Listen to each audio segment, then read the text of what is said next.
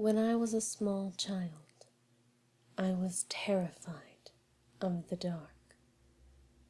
I still am, but back when I was around 6 years old, I couldn't go a full night without crying out for one of my parents to search beneath my bed or in my closet for whatever monster I thought was waiting to eat me. Even with a night light, I would still see dark shapes moving around the corners of the room, or strange faces looking in on me from my bedroom window. My parents would do their best to console me, telling me that it was just a bad dream or a trick of the light. But in my young mind, I was positive that the second I fell asleep, the bad things would get me. Most of the time, I would just hide under the blankets until I became tired enough to stop worrying. But every now and then, I would become so panicked that I would run screaming into my parents' room, waking up my brother and sister in the process. After an ordeal like that, there would be no way anyone would be getting a full night's rest. Eventually, after one particularly traumatizing night, my parents had had enough. Unfortunately for them, they understood the futility in arguing with a 6-year-old and knew that they would be unable to convince me to rid myself of childish fears through reason and logic. They had to be clever. It was my mother's idea to stitch together my little bedtime friend.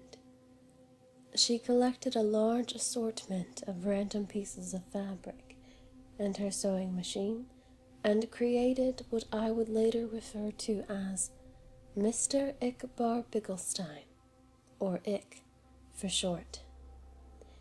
Ick was a sock monster, as my mother called him.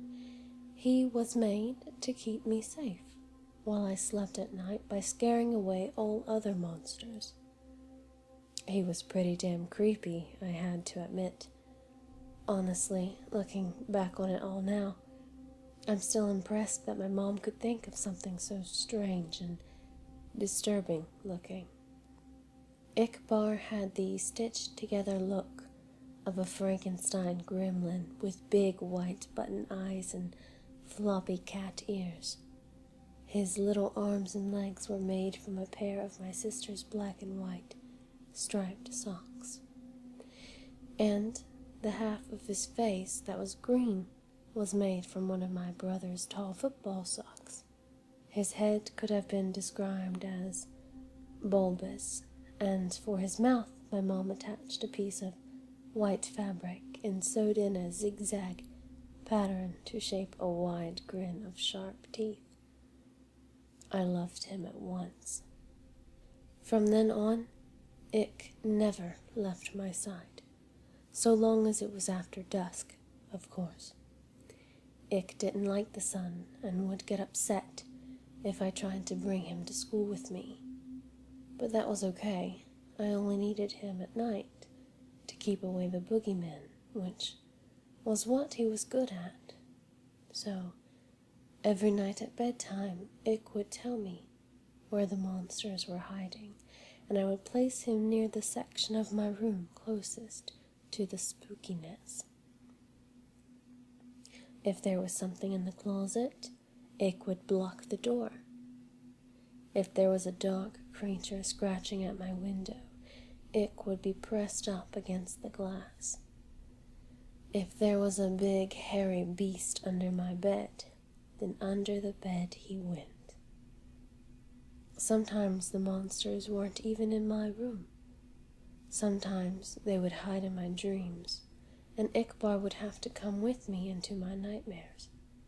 It was fun bringing Ick into my dream world, as he and I would spend hours fighting off ghouls and demons.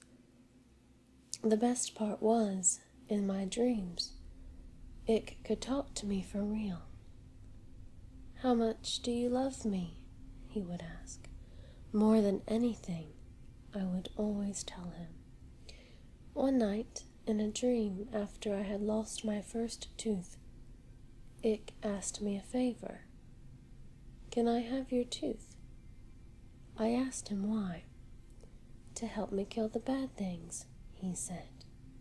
The next morning at breakfast, my mom asked me where my tooth went. From what she told me, the tooth fairy didn't find it under my pillow. When I told her that I gave it to Ickbarr, she just shrugged and went back to feeding my little sister.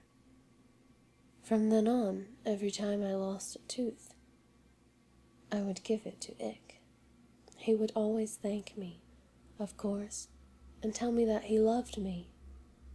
Eventually, though, I ran out of baby teeth, and I was beginning to get a little too old to be playing with dolls.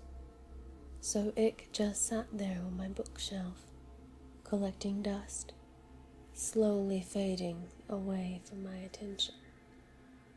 Over time, the nightmares, however, became worse than ever. So bad that they even began to follow me into the waking world, terrorizing every dark corner or rustle in the bushes.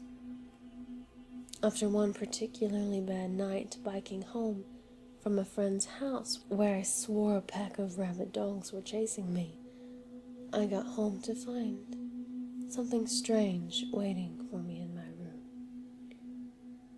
There on my bed, standing fully upright in the soft glow of the moonlight from my window, was Ickbarr. At first I thought my eyes were just playing tricks on me again. They had been all evening, so I tried to flick on the lights. Another flick of the light switch, then another and another with no change to the darkness. It was then that I started to get nervous. I backed away slowly towards the door behind me, my eyes never leaving the shape of Ick's silhouette, my hand awkwardly outstretched behind, reaching for the doorknob. I was just about to get my ass out of there when I heard the door slam itself shut, locking me into blackness. In nothing but shadows and silence, I stood frozen in place, not even breathing. For how long, I can't say, but after what felt like a lifetime of cold fear, I heard the shrill, familiar voice. "You stopped feeding me, so why should I protect you?" "Protect me from what?" "Let me show you." I blinked once, and everything changed. I wasn't in my bedroom anymore. I was somewhere else. It wasn't hell, but the comparison wasn't far off. It was some sort of forest, a horrible, nightmarish place where partial embryonic abortions hung from the canopy, and the ground swarmed with carnivorous insects. A thick fog wafted through the air, and with it the stench of rotting meat, while lightning flashed across the night sky. In the distance I could hear the agonizing screams of something not quite human. My head throbbed like it was about to explode, the pain forcing out a river of tears. In my mind, I heard his voice again. "This is what your reality would become without me." I felt earth shaking, footsteps approaching fast. I am the only one who can stop it. It was behind me now, huge and angry, hot breath across my back. "Bring me what I need, and I will." I woke up before I could turn around. The following day, I raided my parents' closet for my brother's baby teeth. giving them all to Ickbarr. Almost immediately, the night terror ceased, and I was more or less able to go on about my life as normal.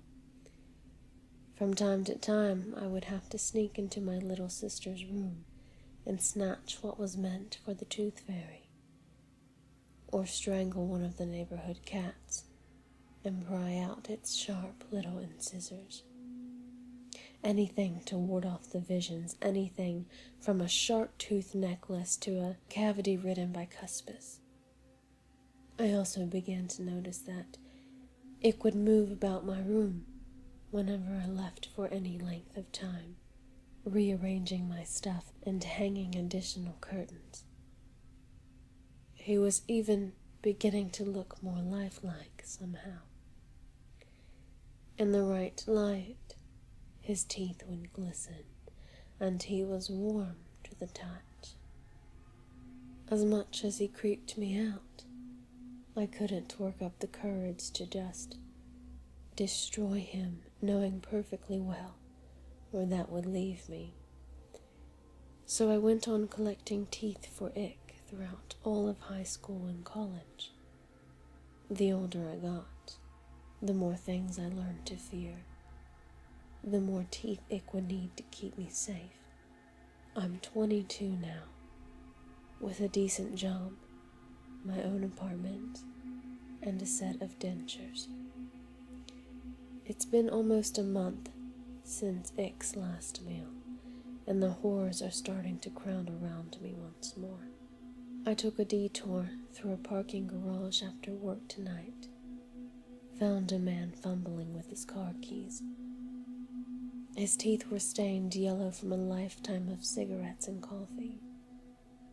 Even still, I had to use a hammer to get out the molars.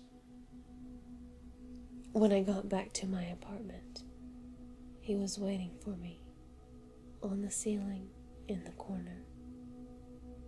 2 white eyes and a mouth full of razors. "How much do you love me?" he asks. "More than anything," I reply, taking off my coat. "More than anything in the world."